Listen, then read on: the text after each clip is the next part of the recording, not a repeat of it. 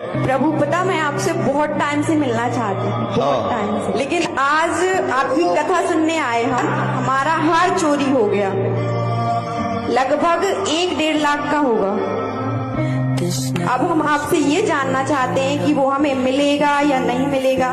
मेरा तो विश्वास है कि मुझे मिल जाएगा, और इन्होंने मेरे से बोला अगर नहीं मिलाना तो भगवान से आप पे से विश्वास हटा दूं मैं। आज हुआ है? हाँ आज ही हुआ है। बड़े नालायक हैं, कर्म कर्म में ही ऐसा करते हैं। और जो भी चेतना बल पर, गुरु कृपा बल पर हमसे बनेगा, हम पूर्ण मदद करके कोशिश है कि आप लोगों का नहीं सकती। मोदी जी ने हाथ मिलाए मुझसे, मैं हाथ धोने वाली नहीं हूँ अभी। उसने जो देश के लिए किया कोई नहीं करता। Thank you Indians for voting him and bringing him back. मेरा उनका दर्शन हुआ, मैं धन्य हो गई। मैं उनका पिक्चर देख के, लिविंग गॉड है वो, लिविंग गॉड। उनके जैसे कोई नहीं है। उनका सेवा करेंगे। सरस्वती जी के पति का क्या नाम है? सरस्वती जी के पति होंगे ना, क्योंकि आप सिंदूर कर रहे हैं। देखिए यहाँ सिंदूर हो रहा है कि नहीं? तो हो रहा है तो इसका मतलब शादीशुदा है ये। और शादीशुदा है तो बताइए इनका पति का नाम क्या है? पति का नाम शंकर जी ना। शंकर जी। इनका पति शंकर जी हुए। सरस्वती जी ब्रह्मा जी की पुत्री भी लगती हैं, पत्नी भी लगती हैं।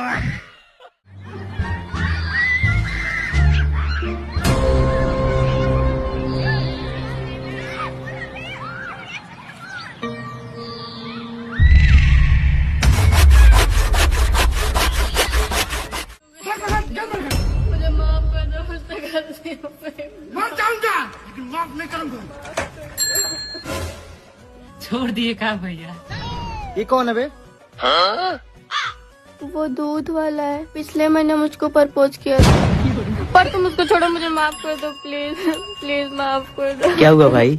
हो गया क्या ब्रेकअप? अबे कौन है बे? वो फेरी वाला है, परसों ही पेटीकोट दे के प्रपोज किया था। पर तुम मुझे माफ कर दो प्लीज। क्या हुआ भाई? छोड़ दिया का? ये कौन है बे? वो सब्जी वाला है, डेली सब्जी दे के प्रपोज करता है। तुम छोड़ो ना उसे, मुझे माफ कर दो प्लीज। हो गया क्या ब्रेकअप? और वो कौन है? वो डॉक्टर साहब है, मुझे सुई लगा के प्रपोज किए थे। ठीक है फिर जा रही हूँ। इसके बारे में बात करना चाहती हूँ, मखाना। अगर आप 250 ग्राम मखाना अगर आप इंटरनेट पर ऑर्डर करेंगे, या फिर आप अपने परचून की दुकान पर भी जाएंगे, अपने पास की परचून की दुकान पर 250 ग्राम मखाना अगर आप खरीदेंगे तो लगभग आपको मिलेगा 450 रुपये में। मतलब 1 किलो मखाना आपको लगभग 2000 रुपये में मिलेगा, या फिर उससे भी अधिक में मिल सकता है। दुनिया में जितना भी मखाना होता है 90% इंडिया प्रोड्यूस करता है, और उस 90% का 85% जो है अकेले बिहार प्रोड्यूस करता है। लेकिन इतना बड़ा मखाने का प्रोड्यूसर होने के बाद भी बिहार जो है सबसे लार्जेस्ट एक्सपोर्टर नहीं है मखाने का। क्यों? क्योंकि बिहार के अंदर स्टोरेज की कमी है, वेयर हाउसेस की कमी। तो आप 1 किलो आपको कितना पड़ता है मार्केट में? 1 किलो मान लीजिए, 1 किलो कितना रुपए में आप दे देते हैं? 80 रुपए किलो। आपको सिर्फ इसका 80 रुपए किलो मिलता है दाम। वो क्या 8 किलो देंगे तो 5 किलो का पैसा मिलेगा, और 8 किलो देंगे तो सिर्फ 5 किलो का पैसा मिलेगा। जब हमको बाजार जाते बोलते हैं ना कि खेत छोड़ को भागना ही पड़ेगा, हाँ, गिरा नहीं होगा, 1 लाख से ऊपर खर्चा हो गया। इसमें किसान को हम देंगे कि पैसा देंगे?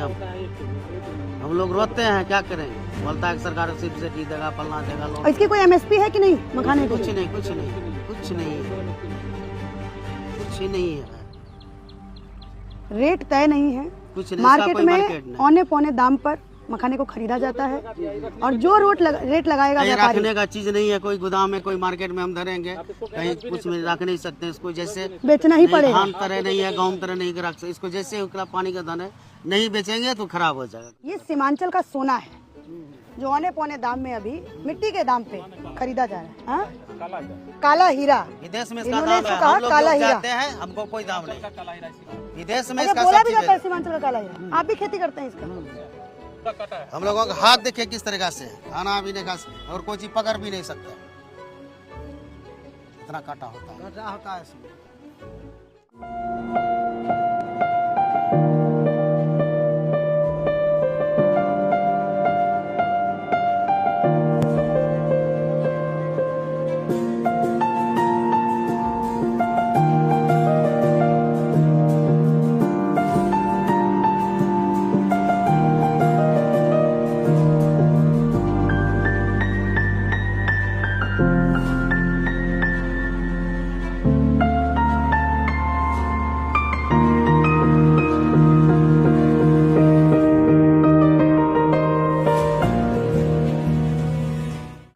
है एक राजा की जो आज की सिनारियो में बहुत ही फिट बैठती है। वो राजा अपनी प्रजा का पेशेंस लेवल चेक करना चाहता था कि उसके जो प्रजा के लोग हैं उनको कितना उनको प्रताड़ना दो तब उनको गुस्सा आता है। तो उसने उसके लिए एक पुल था जहां से उसकी प्रजा के सभी लोग गुजरते थे, तो उसने उस पुल पे क्या किया, टैक्स वसूलना शुरू कर दिया। उसने बोला कि यहाँ से जाने के लिए आपको 1 रुपए टैक्स देना पड़ेगा। लोगों ने थोड़ा आनाकानी करी लेकिन टैक्स देने लगे। फिर टैक्स को बढ़ाया गया, 2 रुपए, 3 रुपए, 4 रुपए, 5 रुपए, और लोगों ने थोड़ी थोड़ी आनाकानी करी, लेकिन फाइनली वो धीरे धीरे उस सिचुएशन में अडेप्ट होते गए और उन्होंने टैक्स भरना जारी रखा। जब राजा को ये लगा कि लोगों को तो गुस्सा आ ही नहीं रहा है, तो उसने एक नई चीज करी कि भाई अब आपको टैक्स तो देना ही पड़ेगा, साथ ही साथ आपको एक जूता भी मारा जाएगा। उसके लिए उसने एक मंत्री को अपॉइंट किया जूता मारने के लिए। लोग जूता भी खाने लगे। कुछ दिनों बाद सारी भीड़ जो प्रजा थी वो राजा के पास आई। जब राजा ने चीज देखी तो उसे यह लगा कि हाँ, अब लगता है इनको गुस्सा आ गया, ये है इनका मैक्सिमम पॉइंट जहां तक ये किसी प्रताड़ना को सह सकते हैं। तो जब प्रजा आई और प्रजा से राजा ने पूछा कि बताइए क्या दिक्कत है, तो प्रजा ने यह बोला कि हुजूर, जो हमें जूता मारने वाला अपने मंत्री अपॉइंट कर रखा है, क्या वो एक की जगह 2 नहीं हो सकते हैं? उससे थोड़ा जल्दी हो जाएगा काम और हमारा भी समय बर्बाद नहीं होगा। तो शायद आज हमारे साथ भी यही दिक्कत है कि हम हर चीज सहते चले जा रहे हैं और जब सवाल पूछने की बारी आती है तो हम सवाल भी गलत पूछते हैं। युवाओं को बेरोजगार रखने वालों, जनता माफ नहीं करेगी। पेट्रोल डीजल के दाम हर बार बढ़ते गए तो स्कूटर खड़ा कर दिया, बस से चलने लगे। पढ़ाई लिखाई के खर्चों ने हमारी जेबें खाली कर दी, फिर भी मन मारकर काम चलाया। पर जब रोज रोज की हर जरूरत की चीजों के दाम लगातार बढ़ते जाएंगे तो हम अपने बच्चों का भविष्य कैसे बनाएंगे? उन्हें क्या खिलाएंगे? महंगाई को लगातार बढ़ाने वालों, जनता माफ नहीं करेगी। हमारी बेटियों को सुरक्षा न दे पाने वालों, जनता माफ नहीं करेगी। अब बहुत हो गया। बिजली के लिए तरसाने वालों, जनता माफ नहीं करेगी। नौजवानों को रोजगार ना देने वालों, जनता माफ नहीं करेगी। चलो हालात बदले, देश की सरकार बदले, भाजपा को वोट दे, अब की बार मोदी सरकार।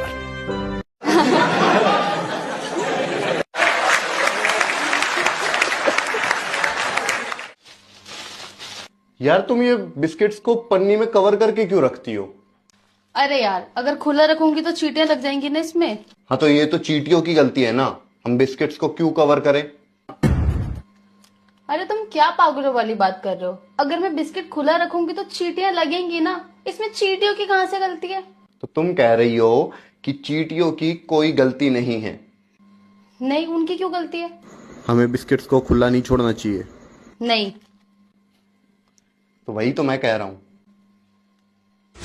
देश का पहनावा भी हो गया बड़ा भयंकर, ये दुनिया मोट। इंदिरा गांधी का और मोदी जी का कोई कंपैरिजन हो ही नहीं सकता। इंदिरा गांधी का इसलिए कंपैरिजन नहीं हो सकता, उन्होंने ऑलरेडी तोड़ के 2 टुकड़े कर दिए। उन्होंने सिर्फ हमला नहीं किया बल्कि 2 टुकड़े कर दिए, ईस्ट और वेस्ट पाकिस्तान अलग अलग कर दिया। आज हमारे सामने है बांग्लादेश और पाकिस्तान। तो अभी किसी मौजूदा सरकार में इतना दम नहीं है। ये जितना भी हवाई हुआ है ना, जो ये सिर्फ एडवर्टाइजमेंट हुआ है। इंदिरा गांधी जी ने कोई एडवर्टाइजमेंट नहीं किया। उनको भी अमेरिका से फोन आया था, लेकिन उन्होंने क्या किया, मेरा जो काम है वो मैं करके रहूंगी। उन्होंने बांग्लादेश को तोड़ के अलग फेंक दिया, पाकिस्तान के 2 टुकड़े कर दिए। ये होता है, इसलिए उनको आयरन लेडी का खिताब दिया गया। आज का पॉलिटिक्स तो सिर्फ ये सोशल मीडिया पे चल रहा है। जितनी भी न्यूज चैनल है आप देख लो, सिर्फ दिन भर मोदी जी मोदी जी मोदी जी, और कोई काम नहीं है। आप उनको शिक्षा पे सवाल पूछते हुए नहीं देखोगे, बेरोजगारी पे सवाल पूछते हुए नहीं देखोगे, या देश के जो महत्वपूर्ण मुद्दे हैं उन पे कोई सवाल नहीं देखोगे आप। तो जनता जब टीवी खोलती है तो उनको लगता है देश में तो कुछ प्रॉब्लम ही नहीं है। जनता इसलिए खुश है ना,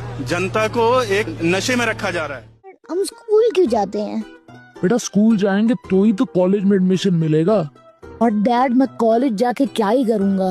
बेटा किसी अच्छे कॉलेज से पढ़ाई करेगा तो ही तो अच्छी नौकरी लगेगी। डैड, नौकरी करके मैं क्या ही उखाड़ लूंगा? बेटा बिना नौकरी के कौन अपनी छोकरी का हाथ तेरे हाथ में देगा? वो भी ठीक है डैड, लेकिन अब तो शादी भी कर ली, अब क्या करूं? बेटा तेरा भी तो बच्चा होना चाहिए। डैड अब तो बच्चा भी हो गया, अब समझ नहीं आ रहा लाइफ में करूं तो करूं क्या?